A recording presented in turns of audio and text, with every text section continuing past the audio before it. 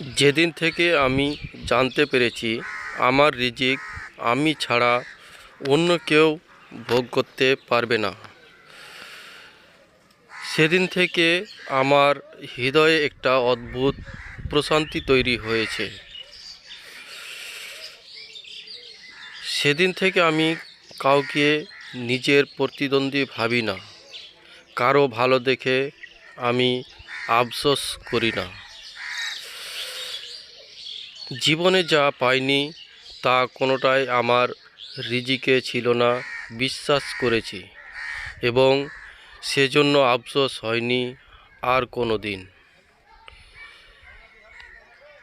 আমি একটা শান্তির দীর্ঘশ্বাস ছেড়ে সব কিছু আল্লাহর উপরে ছেড়ে দিয়েছি। নিজের রিজিক নিয়ে তাই দুশ্চিন্তার কিছু নেই।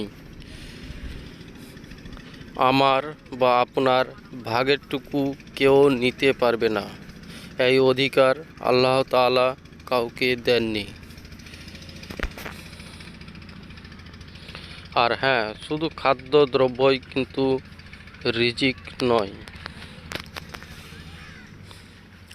পরিবারের সুখ শান্তি, পেশা জীবনের সফলতা, ভালো জীবনসঙ্গী, সুসন্তান, উত্তম চরিত্র, টাকা পয়সা, ভালো বন্ধুও কিন্তু রিজিকের অন্তর্ভুক্ত। ধন্যবাদ।